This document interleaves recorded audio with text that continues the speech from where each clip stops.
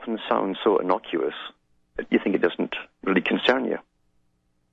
And there's no doubt about it that when the European Union organization was really set up to become a union, they lied to the public. Well, isn't that a conspiracy?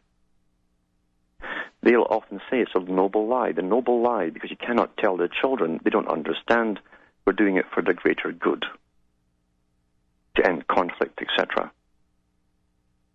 But it was a conspiracy nonetheless.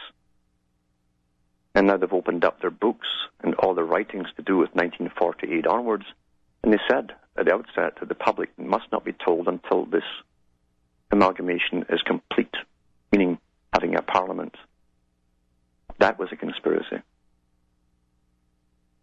But it's a semi-open conspiracy because they give you hints, they give you clues, they write books prior to that about uniting Europe that very few people read, unfortunately.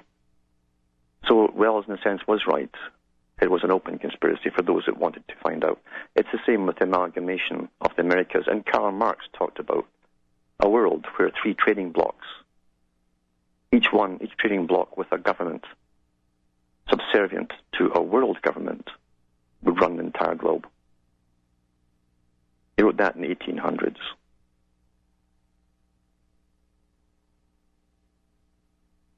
If everyone is correct about the other groups all competing for power and doing the dirty on everyone else,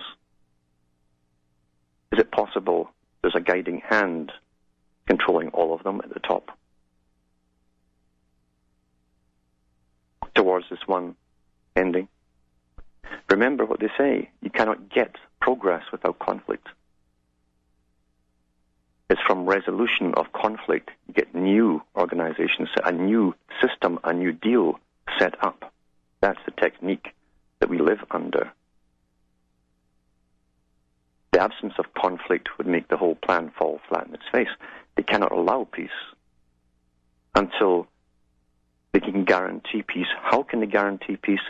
They can only guarantee peace where every single individual on the planet is 100% predictable, brain-chipped, and eventually the next lot will be genetically engineered and probably chipped as well. So they cannot think, as they've said in their own writings, as a separate individual.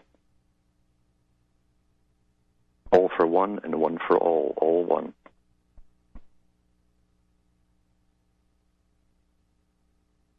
I've talked about some of the techniques that have been used that work incredibly well because we're born into a system where your grandmother or your mother or father gives you a few pennies and then you find you can buy something with these little things and you don't question it. It's just a done thing. It's like a routine you go through from then on. You don't question it. I give you this, you give me that. We're taught at school to go out and chase after the carrot of money and be successful as much as we can. And most people find out they can't gain what they call success because the system is rigged that way. I'll be back with more after this break on the same topic.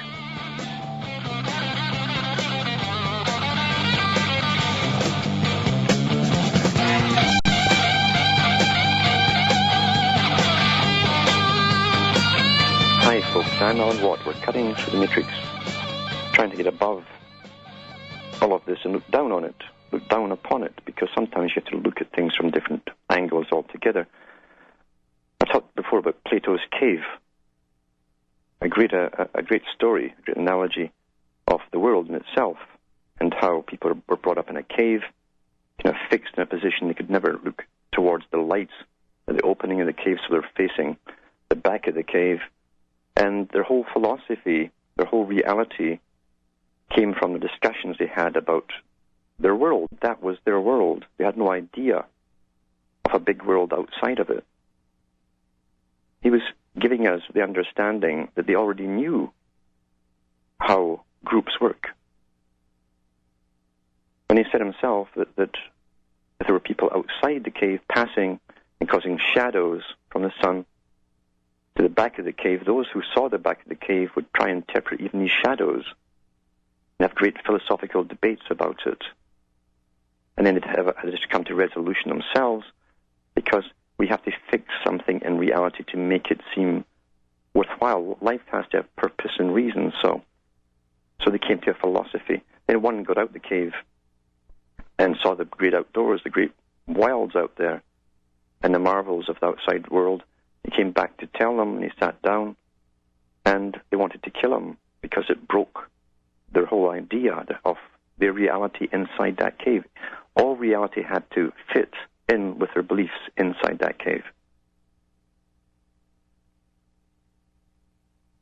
That analogy holds true for nations who have succumbed to propaganda, because we see the effects of great patriotism when it's abused by very skillful manipulators.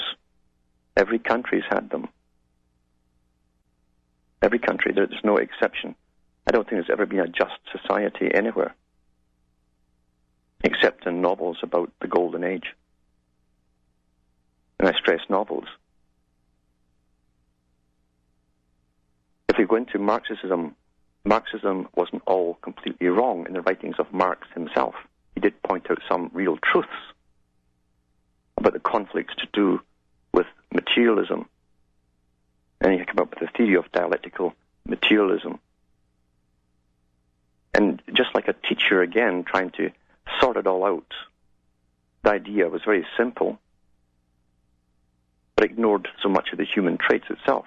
In other words, everyone's fighting over territory and food and things. If everyone was put in an equal position with the same distribution of goods and all participated in this great society they're going to build, eventually came into the Soviet Union, then somehow it would all be okay. Very, very simplistic. But the Trotskyite faction of it was more steeped in the Engels side of things. Engels, who helped Marx and did a lot of his writings and so on. And the whole idea was that communism, as we know it, became a system for what they called progress. Just like the West talks about the progress of science, by using science and the dialectical technique, or the technique of the dialectic, that's conflicting opposites in a sense, they would bring out a new society. Now, it was very simple. We've all heard the thesis, the antithesis, and the synthesis. If you want something to happen, or you make a move, someone will come up in culture and oppose you. And out of the conflict, you have a resolution, or you come together, and you have synthesis. But then the synthesis becomes the new thesis to start it all over again. And so this progress, they thought, could be speeded up, accelerated, because they were all working on Darwin's theories of evolution. And that was also to do with the evolution of culture and society, and the Great Society, as it termed it. So, ongoing war. And we saw this come out in the Soviet Union and in China. China had the Cultural War, where the youth who were further along in their indoctrination were killing the older ones, who they claimed had still contamination, even though they were communists and had served the system well. They were still contaminated because they had memory of the old system. So when we come down to the Norman Dodd inquiry with the Rees Commission, where he said we're bringing a system in, the foundations in the West, we're bringing a system where we're combining communism or Sovietization with that of the West, and it blend seamlessly together. That has happened. And what I'm going to read here is a bit about some of the groups using the psychologies and the understanding of the masses and individual behavior as well, of Bernays and others, were used to help set up the system that we're now living in today. And that was the Frankfurt School. I'll read this document and leave a link at the end of the show, so you can look it up for yourself. And it's up to you what you want to think of what I say.